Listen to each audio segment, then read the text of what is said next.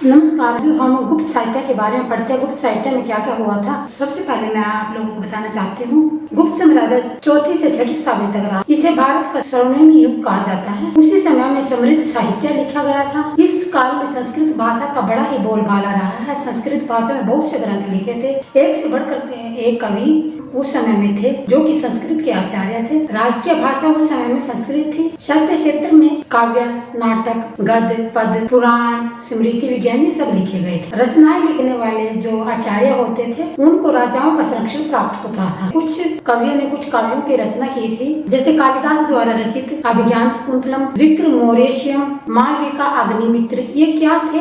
ये थे नाटक उस समय के। महाकाव्य क्या थे? रघुवंश और कुमार संभव। कालिदास ने खंड काव्य भी लिखा था, मेघदूत। अधिकतर जितनी भी रचनाएं रही हैं प्रकृति प्रेम से लेकर जुड़ी हुई रचनाएं थी।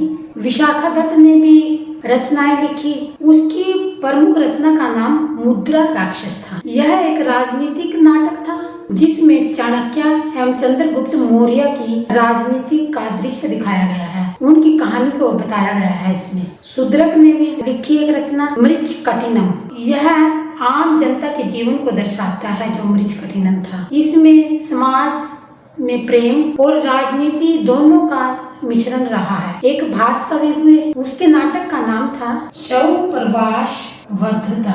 भास के जो नाटक होते थे वो सरल एवं भावनात्मक होते थे।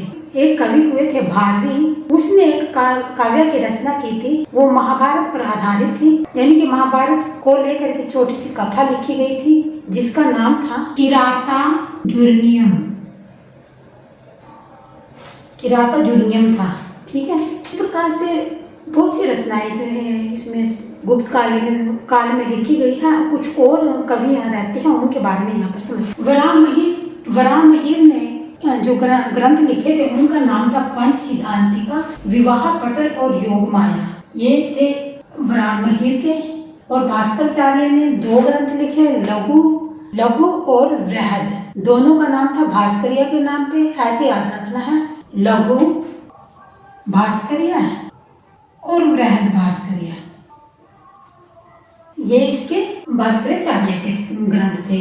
अब आर्यभट्ट के बारे में समझते हैं। आर्यभट्ट ने भी जो ग्रंथ लिखे थे वो सूर्य सिद्धांत, ठीक है ना, सूर्य के सिद्धांत, 10 नीतिक सिद्धांत, उसमें 10 नीतियां रही हैं। आर्य षट शतक, आर्यों के बारे में लिखा है उसने। षट शतक नाम का ग्रंथ। ब्रह्म सिद्धांत लिखा है और आर्यभट्टिय लिखा है। ये सिद्धांत किसके थे? आर्यभट्ट के। फिर महाकवि भास हुए। महाकवि भास में चारुदत्त, स्वपन वासवदत्ता, क्या कहते उसके?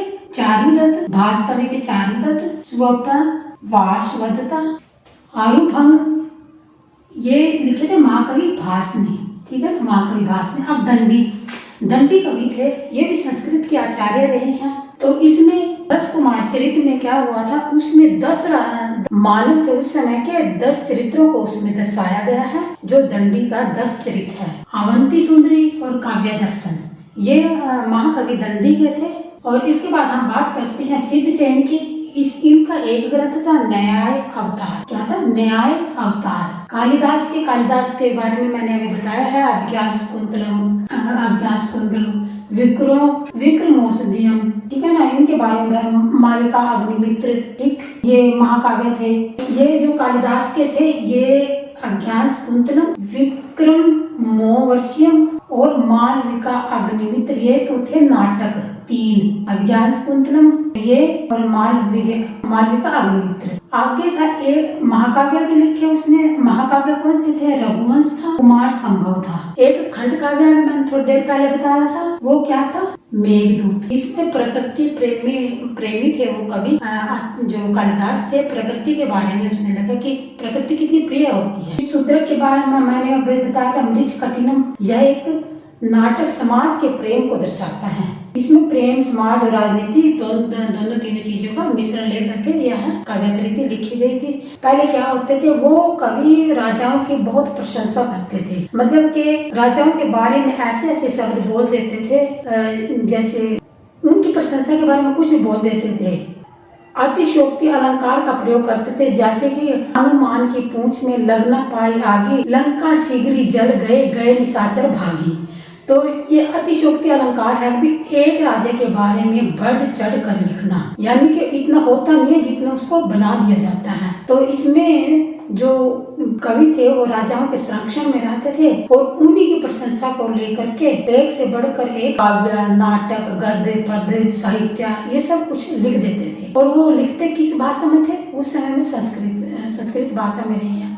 तो आगे समझते हैं। भारवी कवि रहे हैं, उसने लिखा है, भारवी कवि ने, कि राता झुरमनिया, ठीक है। ये महाभारत की कथा पर आधारित है, यानी पूरी महाभारत लिखी हुई है, उसका कुछ भाग लेकर कम शब्दों में वो ग्रंथ यहाँ लिख दिया गया था। आगे समझते हैं।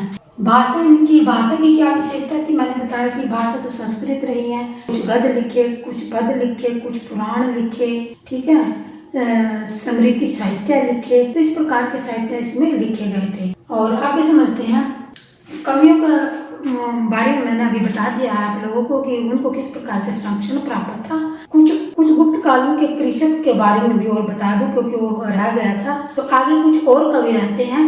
मैंने आपको पीछे भी बताया था, चरक संहिता में चरक ऋषि ने लिखी थी। असंग व वसुवंत ने असंग एवं वसुबंधु नामक कवि ने योगाचार लिखा। अमर सिंह ने अमरकोश लिखा। कामनंदक ने नीतिसार लिखा। वात्स्यायन थे एक ऋषि, काव्य यानी संस्कृत के जो आचार्य थे, उन्होंने कामसूत्र लिखा। वात्स्यायन ने कामसूत्र लिखा। चंद्रगोमी ने चंद्र व्याकरण लिखी। विष्णु शर्मा ने पंचतंत्र की कहानी लिखी। इस प्रकार से बहुत से कवियों ने अलग अलग रचनाएं लिखी। विशाखा दत्त ने देवी चंद्र गुप्तम और मुद्रा राक्षस जैसे साहित्यों की रचना की। तो आज के लिए इतना ही।